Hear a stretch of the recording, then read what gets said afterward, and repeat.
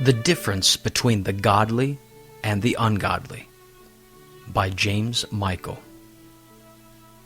There is a wide difference in both principle and practice between the godly and the ungodly.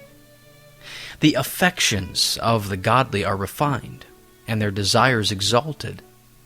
The inclinations of the ungodly are corrupt, and their desires groveling. Sin has but a tottering standing and a momentary abode in the godly, but sin has fixed its throne and taken up its eternal residence in the ungodly.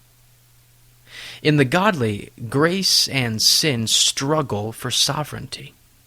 In the ungodly, sin domineers, and there is no struggle. The godly is deeply concerned about world to come. The ungodly has no concern about eternal realities. The speech of the godly is seasoned with grace. The discourse of the ungodly is insipid and vain. The godly has his hope fixed on God. The ungodly has no fear of God before his eyes. The godly use the world without abusing it. The ungodly, in using the world, abuse both themselves and it. The godly confesses God in his daily life and rejoices with his whole heart in him. The ungodly says in his practice, "There is no God," and wishes in his heart that there were no God. The godly adores the Creator above all else. The ungodly worships the creature more than the Creator. The godly uses God's name with profoundest reverence and departs from iniquity. The ungodly profanes God's name with impudence and adds iniquity to sin. The godly redeems his time. The ungodly trifles away his time. The godly studies his duty in obedience to all God's precepts. The ungodly shakes himself loose from every command of God. The godly forgives his foes. The ungodly lays a snare for his foes. The godly commits it to God to avenge his wrong. The ungodly, fiery and tumultuous, seeks revenge. The godly loves chastity in all things. The ungodly wallows in uncleanness. The godly is content with his condition. The ungodly covets all the day long. The godly is pure in heart. The heart of the ungodly is like a cage full of unclean beasts.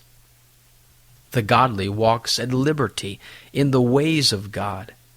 The ungodly is the servant and slave of sin. The Holy Spirit rules in the heart of the godly. Satan rules in the heart of the ungodly. The godly has his conversation in heaven. The ungodly has his conversation in hell. As there is such a wide difference in their principles and practices, so also in their eternal destinies. God is faithful. He has promised felicity to the pious and threatened vengeance to the wicked. The wicked is thrust out in his wickedness, but the righteous has hope in his death. Proverbs 14, verse 32. The godly are under the blessing of God's love. The ungodly are under the curse of God's law. The godly with joy draw water out of the wells of salvation. The ungodly shall drink of the wrath of the Almighty. To the godly pertain all the exceeding great and precious promises. To the ungodly pertain all the threatenings of God. Heaven shall be the palace of the godly. Hell shall be the prison of the ungodly. While the godly shall dwell through eternity with God, the ungodly shall be driven away into everlasting darkness. Thus, the righteous and wicked are separated in their life and divided in their death. They are divided in their principles, in their practices, in their choices, in their joys, in their thoughts, in their company, in their speech, in their fears, in their expectations, in their death, and through eternity itself.